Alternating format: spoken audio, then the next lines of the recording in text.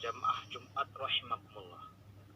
Suatu hari Rasulullah bersama sahabatnya mendapati situasi krisis air hingga waktu sholat asar tiba. Mereka yang berikhtiar mencarinya di berbagai tempat tidak berhasil memperolehnya. Air yang tersedia adalah air sisa yang jumlahnya tak banyak. Dalam situasi tersebut, Nabi melakukan sesuatu yang membuat orang tercengang. Rasulullah memasukkan tangan beliau ke dalam air sisa yang berada dalam sebuah wadah itu dan berseru kepada para sahabatnya, "Ayo, mulailah berwudu, berkah datang dari Allah." Para sahabat menyaksikan di sela-sela jari Nabi memancar air. Para sahabat tak hanya bisa berwudu dengan sempurna, tapi juga menghilangkan rasa haus karena air juga bisa diminum. Kisah ini bisa kita temukan dalam Umdatul Qari, Syarah Sahih Bukhari. Yang menarik dari cerita tadi adalah kata-kata Rasulullah tentang al-barakah minallah. Kisah tersebut menunjukkan bahwa berkah bersumber dari Allah, bukan manusia, air, pohon, matahari, atau lainnya. Meskipun objek yang diberkahi itu bisa apa saja, termasuk air dan jemari Nabi. Krisis air bukan halangan bagi para sahabat untuk beribadah. Bahkan mereka bisa sekaligus menyaksikan mukjizat Nabi yang tentu kian meningkatkan keteguhan iman mereka. Jamaah sholat Jum'ah rahimakumullah. Dalam lisanul Arab, barokah dimaknai sebagai anma wa ziyadah, tumbuh dan bertambah. Sebagian ulama merinci lagi bahwa berkah adalah bertambahnya kebaikan, ziyadatul khair. Kebaikan yang dimaksud tentu bukan kenikmatan duniawi, melainkan tingkat kesadaran kita kepada Allah, taqarrub ilallah. Berkah dengan demikian tidak terkait dengan banyak atau sedikitnya harta benda. Orang yang kaya raya bisa jadi tidak mendapat keberkahan hidup ketika harta bendanya justru membuatnya merasa perlu dihormati. Merendahkan orang miskin, berfoya-foya, atau untuk aktivitas maksiat. Sebaliknya, kemiskinan bisa mendatangkan berkah saat hal itu melatihnya bersabar, mensyukuri nikmat, atau bersikap baik kepada tetangga.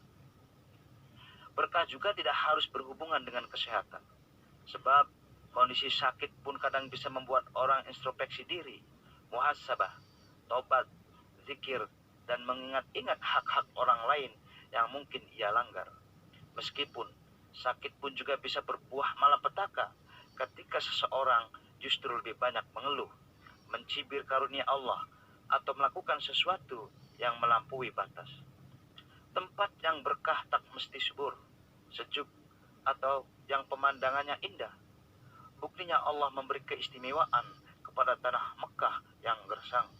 Begitu pula dengan waktu. Waktu yang berkah belum tentu saat-saat hari raya atau hari berkabung. Tapi keberkahan waktu itu datang manakala segenap peristiwa di dalamnya membuat kita semakin dekat dengan Allah. Jamaah sholat Jum'ah rahimakumullah. Terkait dengan berkah atau barokah, Rasulullah memberi teladan kepada umatnya untuk memanjatkan doa ketika memasuki bulan Rajab. Allahumma barik lana fi Rajaba wa Sa'bana wa balighna Ramadan. Duhai Allah, berkailah kami pada bulan Rajab dan bulan Sya'ban, dan pertemukanlah kami dengan bulan Ramadan.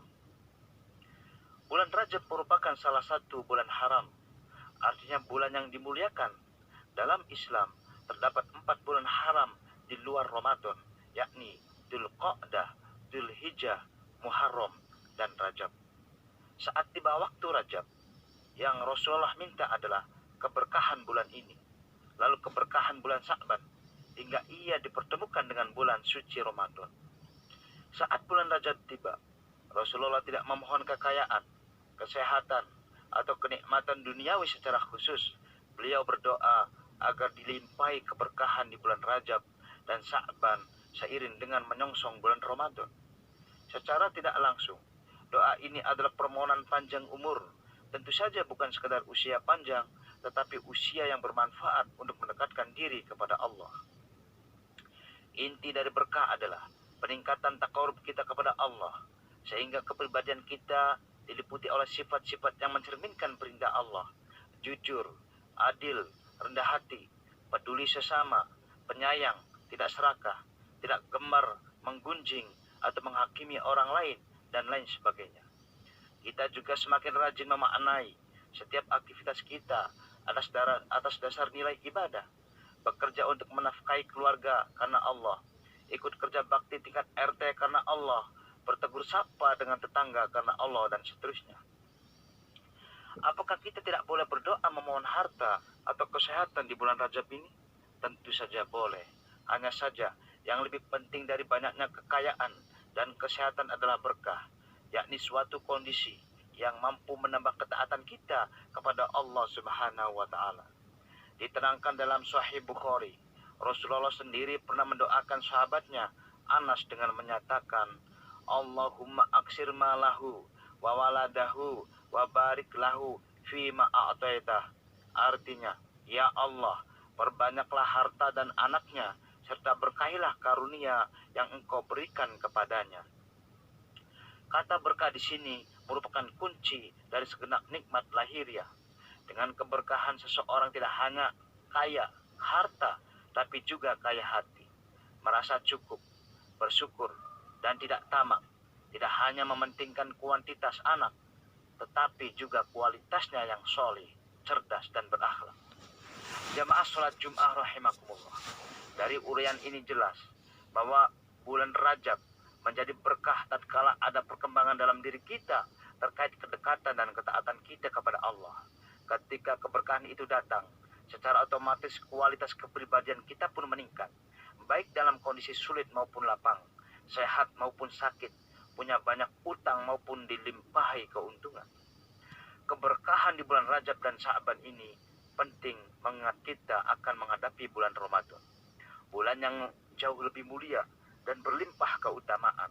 Semoga kita menjadi pribadi-pribadi yang senantiasa diberkahi, senantiasa diberi petunjuk, dan dipanjangkan umurnya hingga bisa menjumpai Ramadan. Wallahu a'lam. Barakallahu li wa lakum fil Qur'anil adim, wa nafa'ani wa iyyakum bima fihi min ayati wa dzikril hakim, wa taqabbalallahu minna wa minkum tilawatahu, wa innahu huwas samiul alim. Wa aqulu qawli hadza wa astaghfirullahal adim, innahu huwal ghafurur rahim.